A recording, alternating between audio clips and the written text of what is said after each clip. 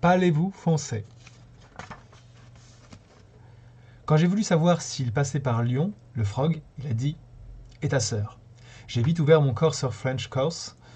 J'ai répondu d'un seul élan. « Elle pisse bleue et si t'as quelque chose à teindre, tu viens me voir, ce sera pour rien. » Il en est resté speechless. Ou plutôt comme deux ronds de flanc. Bon, ça l'a pas empêché de me prendre dans sa 203 Peugeot, remise à neuf par ses soins. Et ceux que j'ai appris plus tard. Mais ça se voyait pas tellement. Il m'a dit « Monte à l'arrière ». À côté de lui, il y avait ses bagages. Le frog s'était arrêté au ras de fossé, lorsqu'il m'avait repéré, planté sur mon talus et faisant du pouce le signe de l'autostoppeur, langage international. Il avait dit « Où tu vas ?» Et moi « À Lyon ». J'allais à Lyon. Yes man. Cet air stupéfait qu'il a eu quand j'ai dit ça. Je venais de Nottingham. J'allais à Lyon. Any objection? Il n'objectait pas. Simplement, il m'examinait, comme si j'étais un étrange phénomène. C'est là que se passe l'épisode « Et ta sœur ». Quand je me suis informé, pour savoir s'il passait par Lyon, il a fini par admettre qu'il allait, lui, en direction de Lyon. Il a dit « Grimpe ». Dans mon manuel, j'ai trouvé « T'es un pote ». Je l'ai dit. Il a ri. Il riait comme un fou. Une Simca traînant un genre de caravane nous a doublés, et un break avec remorque et une Alfa Romeo, mais lui, il riait toujours. Il expliquait « Je me gondole, c'est rapport à ton accent. Et puis, te fâche pas, un pote, voilà comment ça se prononce. » C'était exactement ce que j'avais dit. On roulait. J'ai demandé « Pourquoi vous, les latins, vous ramenez tout le temps les filles dans vos discours ?» Car pour moi, le « et ta sœur », ça montrait à l'évidence une certaine obsession de l'autre sexe. Les filles toujours omniprésentes. Les filles. J'avais beau réfléchir, j'arrivais pas à me rappeler si dans le manuel on disait les gonzesses ou si le mot désignait un genre d'ustensile de cuisine. Lui, il a dit « Oh, arrête, les nanas, qu'il pouvait pas les encadrer. » Mais que le « et ta sœur », ça n'avait rien à voir avec, en bon français, « Où est-ce qu'elle est ta frangine ?» C'était juste une façon de parler. Right. On a discuté un peu, de choses et d'autres. Pas facile, because sa 203 remise à neuf a hurlé de partout. Il m'a dit que son job c'était la mécanique auto. Je me suis retenu de lui signaler que le pote, pas pote, d'échappement, réclamait ses services. Je voulais pas le vexer, j'étais son obligé. At home, on apprend la courtoisie dès le berceau. Au cas où devenu grand, on serait une fois invité à la Royal Garden Party. Bon. Quand j'ai dit que moi je travaillais dans une banque, il a fait Burke. T'as toujours les mains propres. Les gars aux mains propres, ils me les brisent. Tu piges? J'étais pas sûr de ce que ça signifiait. Pas sûr de ce qu'on lui brisait ni de pourquoi ça l'amusait. Les ha ha ha étant la transcription approximative de son rire bien français. Alors, j'ai rien répondu. J'ai seulement souri. J'étais assis, à l'arrière, et je me tenais de travers pour dégager son rétro. Il voyait pas ma réaction. Je souriais quand même. À fond. J'en avais des crampes dans les mâchoires. Moi, il disait, je bosse dans le concret. Je vise des vis, je graisse, j'astique, je démonte, monte, je desserre, je serre, desserre, je lime, je règle, je soude, j'ajuste. Il était lancé, un vrai dictionnaire technique. Mes affaires sentent l'huile de vidange. Il y a du noir qui me reste sous les ongles. Et quand le patron à la fin du mois me donne mon chèque, que je vais le déposer à la banque, j'attends des heures à cause de mecs comme toi qui tombent en état d'hypnose devant leur écran IBM. Voilà ce qu'il me racontait. Peut-être que je me trompais, mais j'avais l'idée qu'il essayait plutôt d'être sympa, malgré l'air furieux qu'il prenait. Il avait une chouette voix. À l'entendre, je me sentais bizarre. C'était un jour plein de soleil, j'avais bien regardé bouger ses épaules sous le tissu léger de son t-shirt. Après nos histoires de job respectifs, il m'a demandé « Qu'est-ce que tu vas foutre à Lyon ?» Foutre, c'est dans mon manuel à l'usage des gars qui font du tourisme en France et en ont marre de passer pour des ploucs.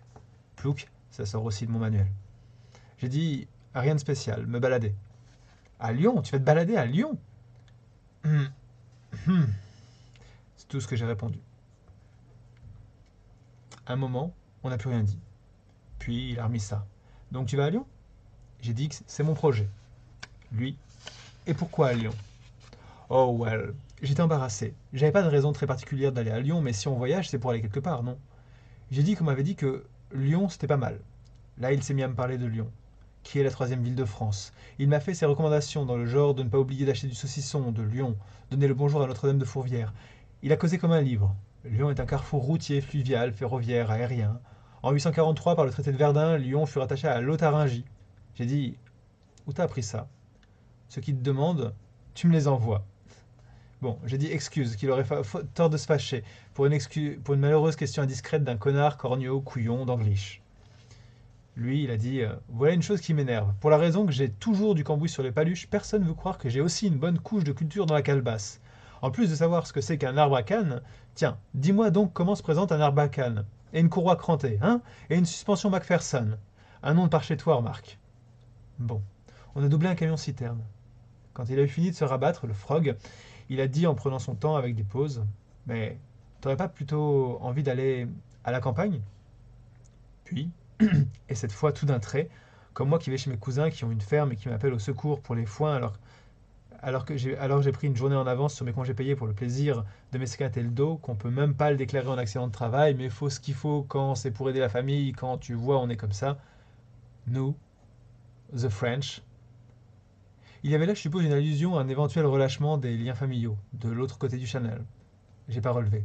J'ai dit que moi, pour le moment, étant en France, il aurait fallu que je m'y découvre des cousins, descendants des pigs qui ont brûlé Jeanne d'Arc, et par crainte que le Seigneur, pour les punir, leur arrange une tempête effroyable durant leur voyage de retour, se serait fixé sur le continent, avant que je songe aux vacances en famille. J'ai dit qu'ils auraient peut-être pas eu, ces cochons, mes cousins putatifs, la générosité de m'offrir un lit, et qu'à Lyon, au moins, je savais que je pourrais coucher à l'auberge de jeunesse. Il a dit « Ah ». Juste ah, pas ah ah ah qui serait son rire. Il a ralenti dans la courbe. Lorsqu'après il a accéléré, il a passé les vitesses en douceur, donc j'ai pensé que mon laïus l'avait pas trop agacé. Je voyais ses cheveux bruns qui bouclaient sur sa nuque. Châtain plutôt que brun. Pas tellement plus foncé que les miens. Son cou était bronzé. Je voyais aussi sa joue bronzée, le bombet de la paupière et les longs cils. Il riait plus. Il devait réfléchir. Se fabriquer une image mentale de la ville de Nottingham, puis il annoncerait que Lyon c'était mieux. Ou simplement il regardait la route avec un coup d'œil au rétro toutes les 10 secondes comme c'est la règle.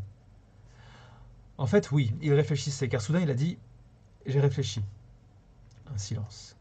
Ses muscles frémissaient sous le t-shirt auréolé de sueur à présent. C'était super. Il a repris « J'ai réfléchi. Pourquoi tu viendrais pas chez moi, chez mes cousins ?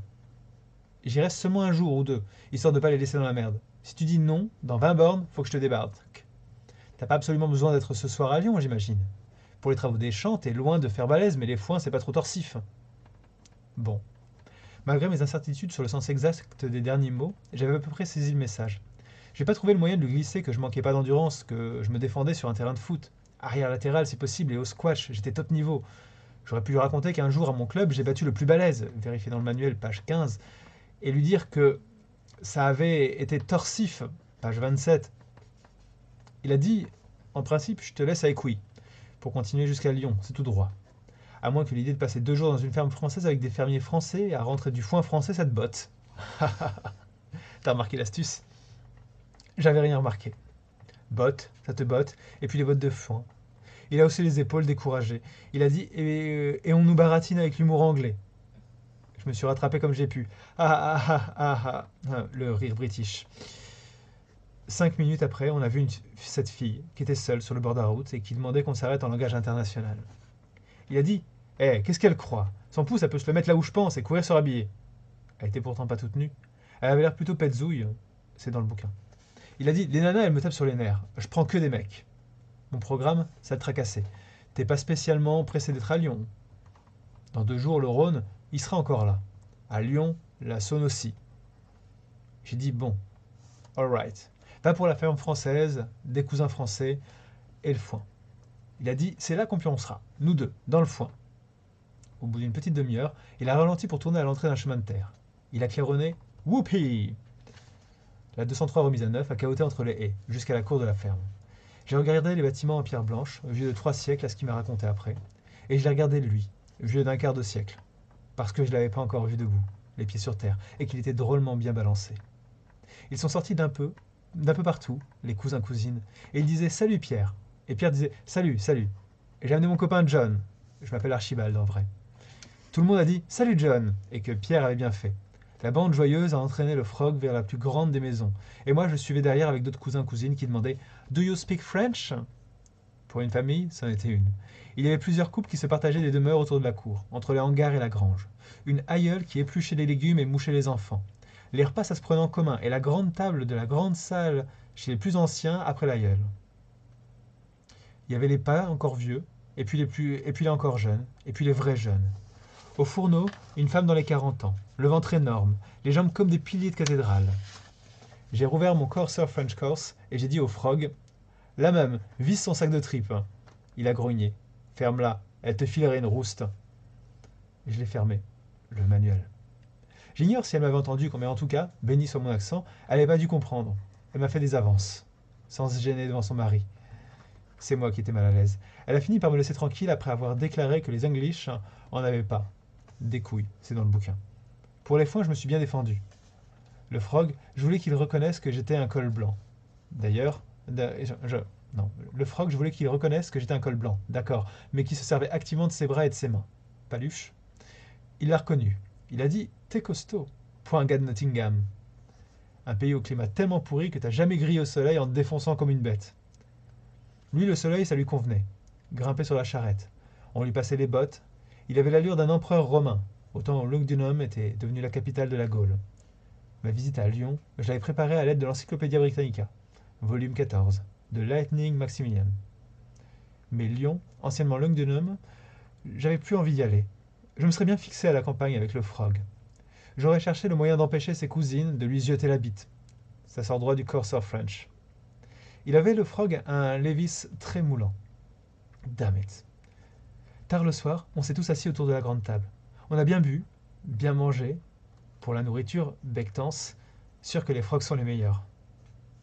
Rude journée. Même l'empereur romain avait après dîner traîné un peu les pieds en se dirigeant vers la grange pour y dormir dans le foin.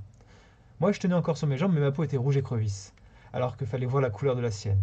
Extra, de miel et d'ambre. Et la lumière qui lui restait dans les cheveux et dans les yeux.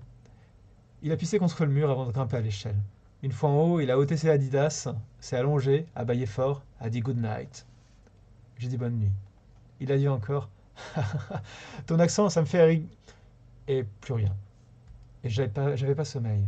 Et je l'ai écouté dormir, ce gars, mec. Le frog. Pierre. J'ai écouté sa respiration si légère, comme la brise dans les herbes, au bord du champ tout à l'heure, là où ne va pas la faucheuse. J'ai attendu longtemps. D'abord, j'ai pas bougé, et puis, j'ai pas pu résister. Je me suis approché de lui. Le foin crissait, ça l'a réveillé. Je l'avais pas touché, mais j'étais tout près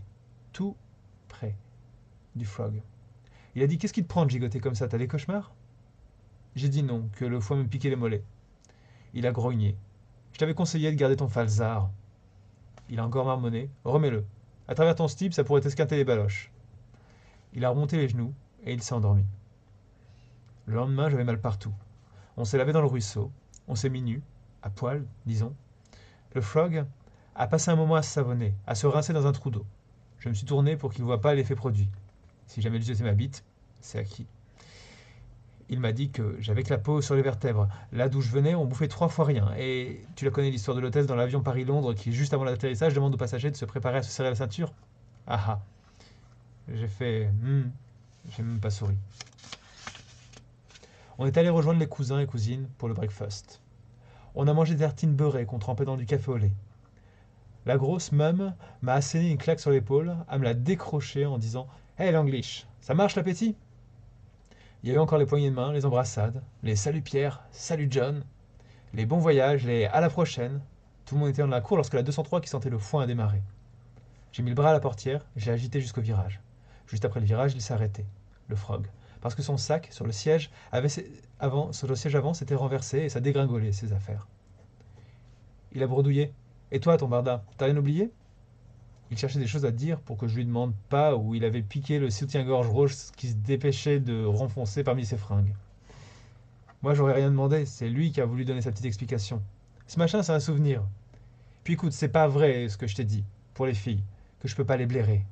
Moi, gagnant du temps. Blairer? Les supporter si tu préfères. J'ai pas risqué de commentaire. Mais lui, il a continué. C'est seulement qu'un jour, tu vois, il y a un bail, remarque, j'en ai embarqué une dans ma tire, une nana qui essayait le stop. Ah si, j'ai dit. Il a dit, on a roulé pendant des kilomètres vers le sud.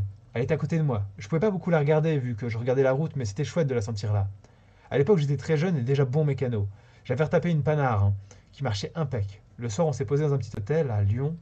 Le lendemain, au réveil, nous deux, on croyait bien qu'on se quitterait plus. Tant ça avait été super. Faire l'amour et dormir ensemble, c'était peut-être une illusion, mais peut-être pas, et ça, je le saurais jamais.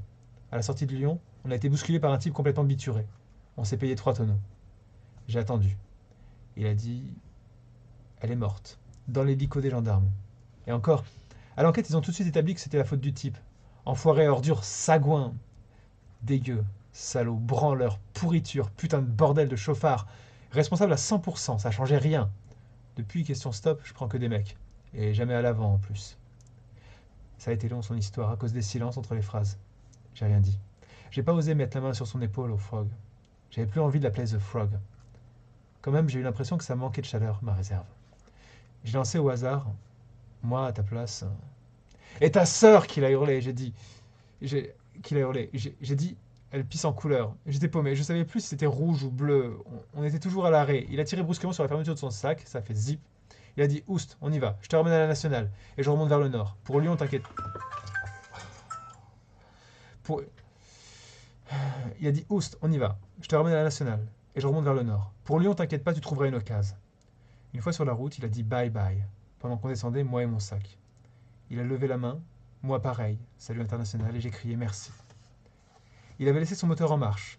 Il a redémarré. Il était déjà passé en seconde quand il s'est encore arrêté. J'avais pas bougé. Il a jailli de sa bagnole et est revenu vers moi en courant. Il a dit, écoute Johnny, mais pourquoi que tu trembles comme ça? On croirait que t'as les chocottes. J'ai pas répondu. Il a dit, écoute, à Lyon, oublie pas de voir le théâtre romain, là où est morte Lutana. Blandine, elle s'appelait comme ça. Blandine, elle s'appelait ça. Bon, on va recommencer. Il a dit, écoute, à Lyon, oublie pas de voir le théâtre romain, là où est morte Lutana. Blandine, elle s'appelait celle-là. Déjà, il était reparti, toujours courant, vers sa 203 remise à neuf. Il a claqué la portière. J'ai crié, j'oublierai pas. J'ai aussi crié autre chose. Il n'a pas dû comprendre. Valait mieux en un sens. Je me suis tourné vers le sud sans attendre qu'il décolle. J'ai marché. J'allais vers Lyon. C'était la fin de ma French Love Story.